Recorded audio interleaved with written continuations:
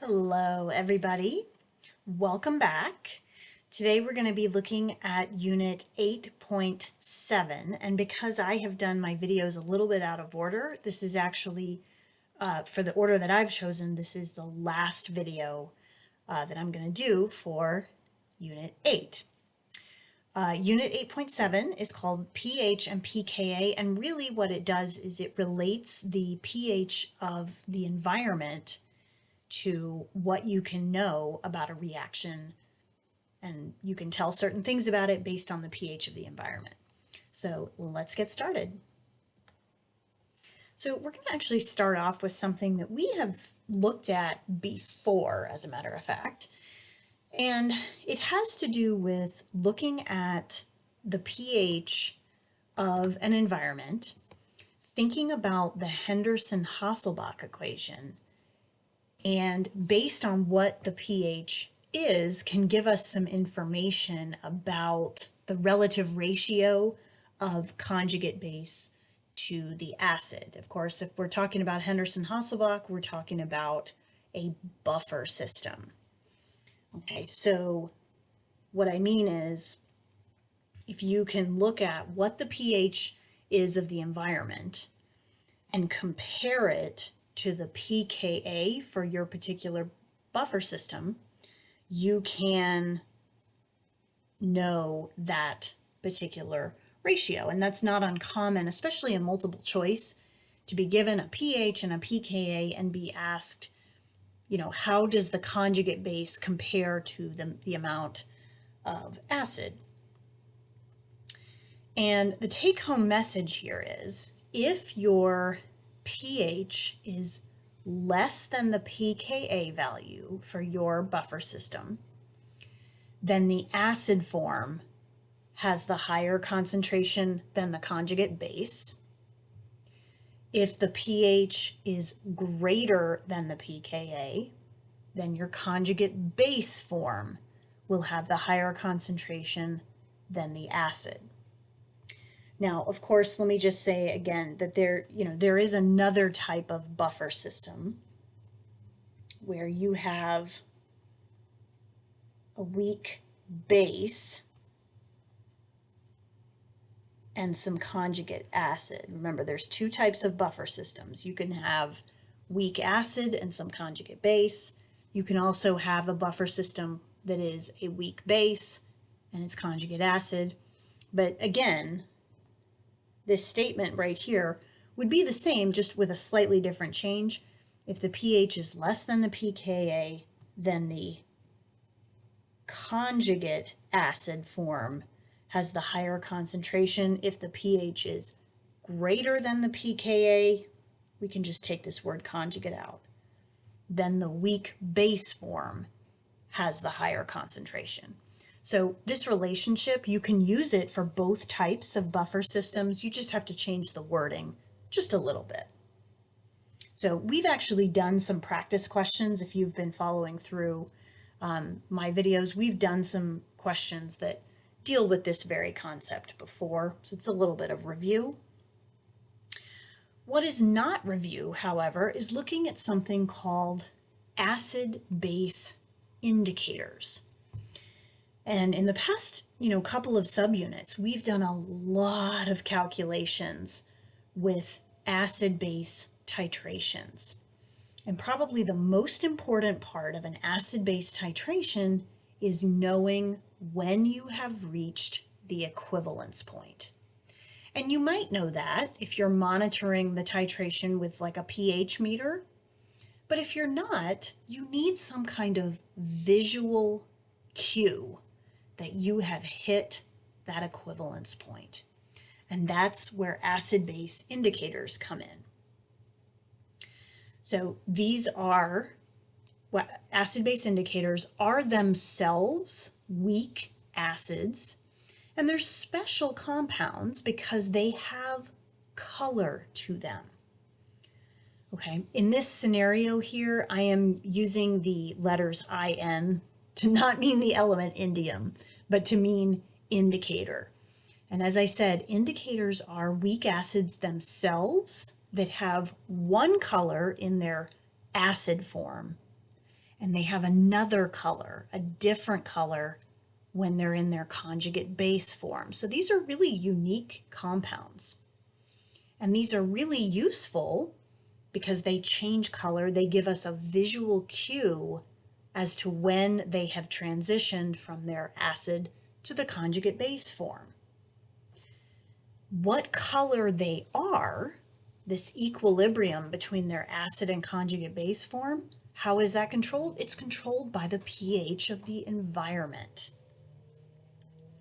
And just a little bit of vocabulary term, if you ever see the term endpoint, that just refers to when the indicator changes color, and typically that is the point at which we have reached the equivalence point. That's our visual cue. Now, can you use any indicator you want for any titration you want? And the answer is no, you can't. Remember what I said on the previous slide. Indicators are themselves weak acids, which means indicators have Ka values, which means they also have pKa values. And each indicator has what's called a useful range. Okay, and that range is whatever that indicator's pKa value is, plus or minus 4, or excuse me, plus or minus 1. So this is why I made that slip up. So let's say that a particular indicator has a pKa value of 4. Its useful range, plus or minus 1, would be from a pH range of 3 to 5. So what does that mean? That means that would be a good indicator to use if your pH at equivalence falls somewhere in the near the 3 to 5 range.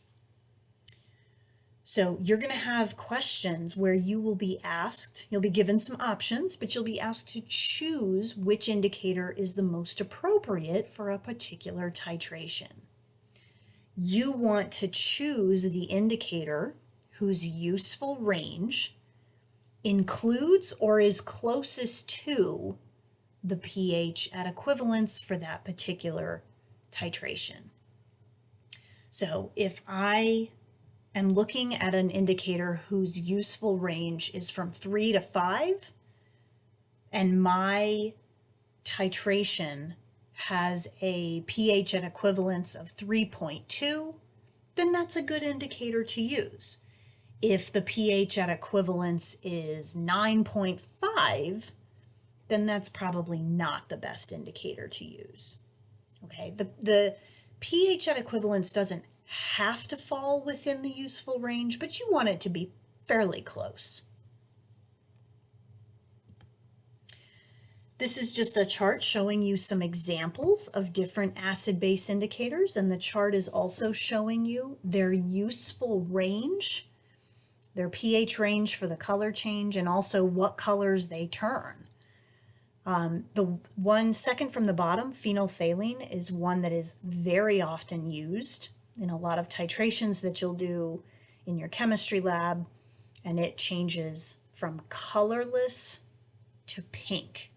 So if I was running a titration where I was adding progressively more and more base, so the pH would be steadily going up during my titration, I would see that when I've reached the equivalence point, phenolphthalein, or my solution down in my beaker, would turn from colorless to pink, and that would be my visual clue that I have reached the equivalence point.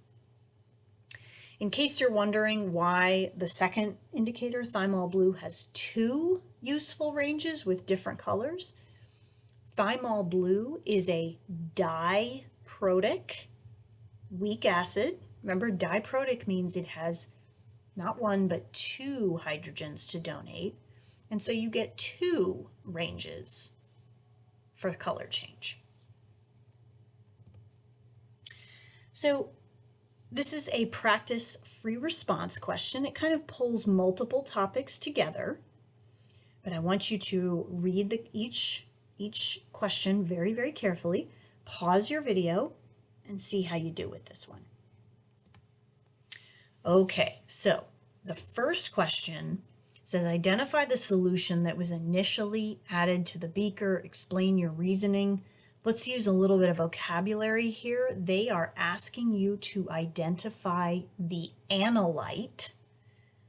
Is it the acid? Is it the base? Okay, the other part of a titration, the species that is added to your analyte, remember that is called the titrant.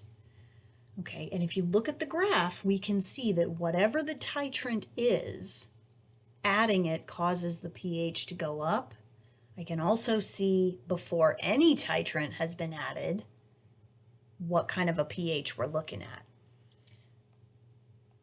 So I said the solution in the beaker, the analyte, was the hydrochloric acid, and I explained my reasoning by saying that because that initial pH before any titrant was added was at a pH of 1. And of course that is an acidic pH.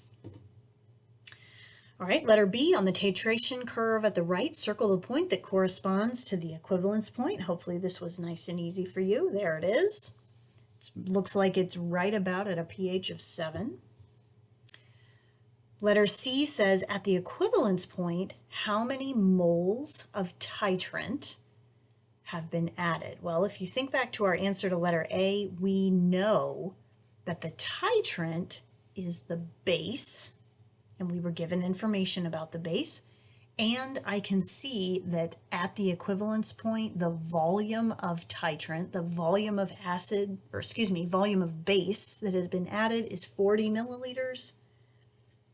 We were given the molarity of the base.